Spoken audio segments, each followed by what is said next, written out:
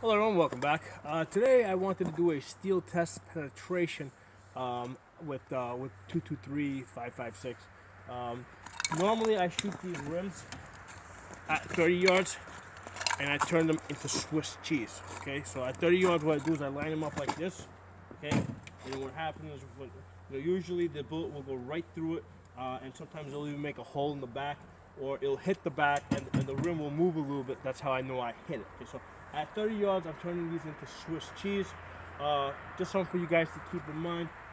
If you start seeing holes, like big holes like this, which will eventually develop, now you gotta move this back to 75 yards, because once you start seeing, once your holes start getting too close together and you got pieces, pieces actually start flying off of this thing. Okay, so as long as you're just making single holes, it's fine. But when you start seeing chunks come out of it, it's no longer safe at 30 yards. You gotta move it back to about 75 yards. Okay, so like I said, normally I shoot this at 30 yards. I turn this into Swiss cheese. What I wanted to do is I wanted to take it further out, starting at 100 yards, and see what type of penetration I can get. The reason why I got this idea is because recently I did a video that showed that at 100 yards, the energy is 800 foot-pounds. Okay, so 800 foot-pounds is basically the same energy that a 44 Magnum has. And when I shoot these at 30 yards with a 44 Magnum, usually I might get like a dent, but it definitely 44 Magnum will not penetrate these rims. Okay, 357 definitely will barely scratch them. 9mm just kind of just bounces off it. I'll still shoot these at 30 yards with 9mm, and they might move a little bit, but they with 9mm 45 40, you're really not even going to get any dents in the steel. So at the 100 yards, I really didn't expect the 223 to penetrate it, and I started off with Tula. Okay, I put Tula in a 16-inch barrel, and then that was this one over here. The first two shots were here and here, and at 100 yards, the Tula basically went right through this like a laser. Okay, so that was a surprise. So despite the fact that it has the same energy as a 44 Magnum, because the 44 Magnum, is basically 44% of an inch, whereas the 223 is 22% of an inch. It concentrates more force in a smaller area, and it's able to just rip right through the steel. Over here, I actually hit it on the corner, okay, and it still went right through it. So being I was so pleasantly surprised, I decided to take this out to 150 yards. Okay, so 150 yards, still shooting the Tula, and I got one nice hole that actually went through here. Not as crisp as the other ones. The other ones look like they were burned with a laser. This one I can see the metal actually folded back a little bit, so it's definitely starting to lose some power.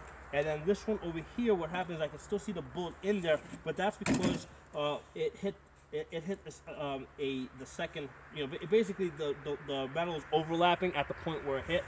So because the metal was overlapping, the bullet did not make it all the way through. So at 150 yards, the Tula will penetrate these steel rims. And basically, these are steel rims. These are car rims. Okay, these aren't truck rims. These are car rims. Okay? And then I decided, you know what? It's starting to get dark.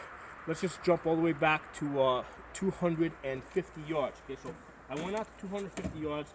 I had to change rifles. I went from my Radical 16-inch barrel, right? I had to switch over to this Ruger MPR. This is an 18-inch barrel, so I'm getting a little bit more power just because of those extra 2 inches on this barrel. Not a whole lot, but just a little bit more. Besides that, the main reason why I switched over is because I needed some magnification. So I'm using this primary arms 1:8 scope. And the reason why I had to do it is because at 250 yards, basically I have about a 3-foot gap that I'm shooting. Basically I'm shooting in between trees. I have a 3-foot gap, and the trees are black, and the rim is black.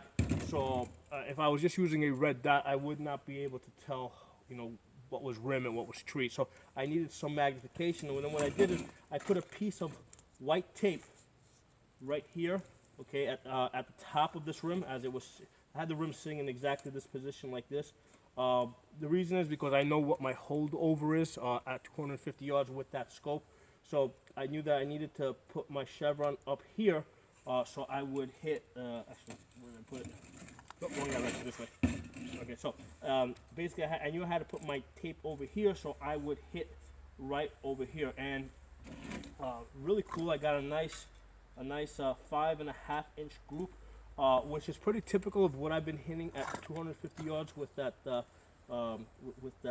Ruger MPR with that primary arms 1-8 scope. And basically I have a 4-inch cluster inside. So I got 1, 2, 3, 4, and then one just hit on the edge over here. So that was the furthest one out. So that opened this up to 5.5 inches. So I have a 4-inch cluster with 5.5 inches, and as you can see, this is you shooting Remington 223. Okay, at 250 yards. Okay, 250 yards. It's actually going through the steel like it's like a laser. Okay, you know, it like really crisp holes. And that kind of surprised me a little bit, because at 250 yards, basically this rifle is delivering about 500 foot-pounds of energy. 500 foot-pounds of energy is basically a 357, low-end 357. Yeah, you might even call it like a like a 10 millimeter or a really hot 40 caliber. And a 357 just over here at 30 yards, where those rims are down there, it will barely dent it. I mean, usually it will not even dent it. It might just leave a little mark. So I was really surprised that at 250 yards, the 223 was going through this rim as well as it was doing, and I think it has everything to do with basically the dimensions of the bullet. You know, you have a long bullet that's narrow, and it's concentrating that force on the tip. So I was really rather surprised that the 500 foot-pounds could deliver this type of damage to this steel rim.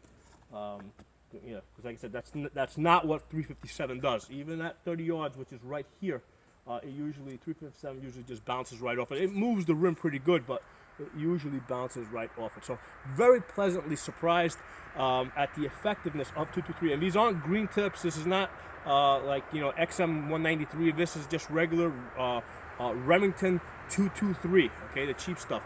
So if you guys like this video, find it useful, give it a thumbs up, share it, hit that hit that bell button so you get notifications of new videos I make. I'll talk to you guys next time.